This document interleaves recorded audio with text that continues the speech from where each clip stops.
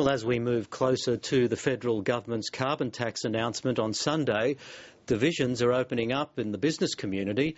More than 100 companies, including construction firms, energy producers, retailers and technology businesses, have firmly declared their support for a carbon price. But the critics are also out in force, the Australian Coal Association and the British business magnate Richard Branson among them. Here's Rebecca Hyam. Companies including the construction group Grocon, the Body Shop, Pacific Hydro, Infigen Energy and the corporate advisory firm Pottinger say a carbon price is essential in providing some certainty for business and unlocking investment and job opportunities. There are all sorts of things companies can do where actually the change to a greener and cleaner economy can create value for their shareholders and have effectively benefits for the economy as well. It's not all about cost and sort of downside in the near term. We need to be careful about the transition measures in place, and we need to be careful about protecting our industry and not effectively exporting jobs and importing carbon. That's the argument.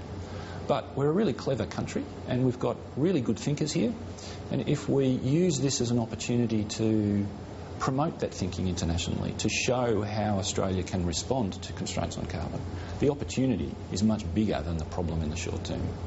But those opposed to pricing carbon remain unmoved, with the Australian Coal Association arguing Australia will become a less competitive country to do business. Australia is moving well ahead of major global emitters such as the United States, China, India and most of the countries with whom we compete in global markets. The Coal Association's found an ally in the billionaire entrepreneur and founder of the Virgin Group, Sir Richard Branson. He's cautioned the federal government against introducing a carbon price without global agreement, saying it could seriously disadvantage the Australian economy. Ideally, it should be done any tax should be done on a global basis. I think ideally not on a country-by-country basis. There's a big meeting in Durban in December, and hopefully something will be put through so that if it's done on a global basis, it doesn't disadvantage individual countries or individual companies, and that's something which we'll hope is that there's something that comes out of Durban. The UK and Europe has had a carbon pricing scheme for a considerable period of time now.